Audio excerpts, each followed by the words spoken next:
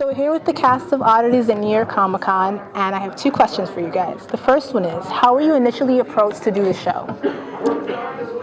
We were just doing our thing. We've been at this for many, many years, over almost 2 decades at this point. And production company approached us and mentioned what they were doing, asked if we want to be considered for a show, and we filmed a small interview reel. But it really did come out of the blue. We were contacted by several production companies over the course of a couple of months. Like, the phone would ring you on a TV show. We never contacted anyone or looked or asked. It was very, very strange. We went with science because clearly they were going to keep it a little more serious, a little more nerdy, and not be goofy. Very spontaneous decision. It just, they filmed a little reel that was about 20 minutes long, and we really didn't think that we'd hear back. Well, but sure enough, a month later. Months go by, we don't hear anything. We figured, that was fun, I guess. We had to call, you got it. And they apparently had a good dozen or two different businesses they were looking at, and we won. Would it be okay to ask what some of the other people, who came to you and asked for your show? Well, it was all different production companies. Yeah, and some smaller networks. Also, there's some bigger ones. Based in LA. I think there was an English company. Right. They came from all over the place, but we didn't really go that far with them. Well, a lot of them were just, like they said, how would you like to develop a show? A lot of them just wanted to see if we were interested, and it's a big, long process.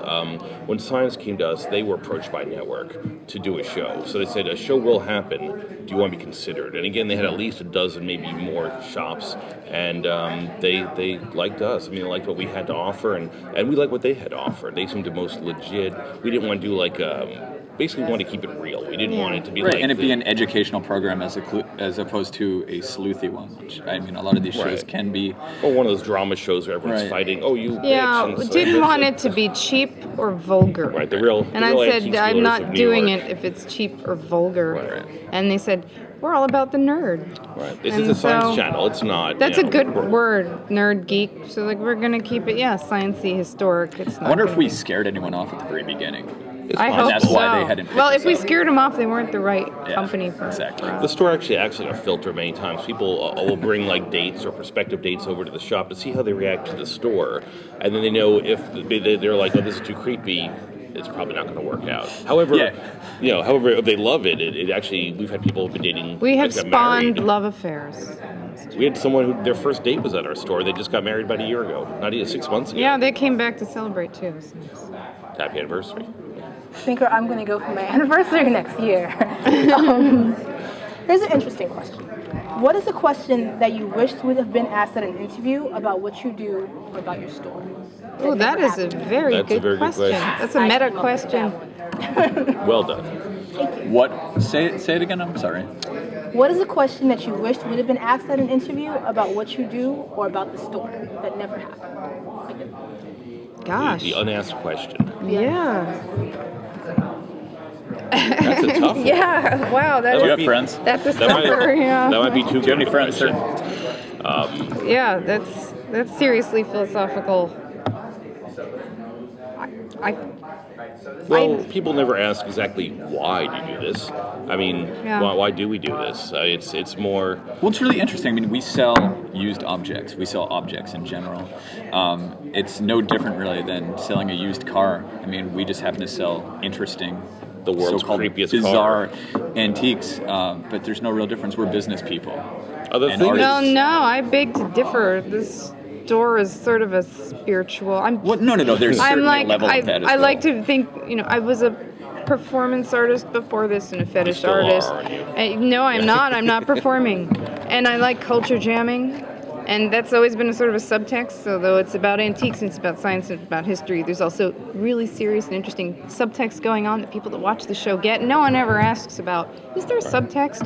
But you don't want to talk about it because then it won't be. Philosophical aspects. But I like the philosophical questions. Also, when we started this so many years ago, in a million years, this sitting here at Comic-Con today after a trip from Los Angeles was never on the business plan. There was no business plan. I mean, it was more, how can we make some money, or not even a lot of money? How can you, not get a real job? How can you do what you like and avoid, an office? I used to have an office job. I'd sit looking at the window all day saying, what the hell am I doing in this office job? I hate this place. So the idea that you could take something that you love, that you're passionate about, that no one else is doing exactly the way you're doing it, and keep it going and end up with a TV show that's successful. Exactly. To be able to make a living at what you truly, truly love to do is just, it's rare these days, and we've been able to do that. It was never a get-rich-quick scheme. Right, but to get paid for anything that you really, truly enjoy is remarkable. And also, the antiques business is for loners. Yeah. It generally is sort of antisocial.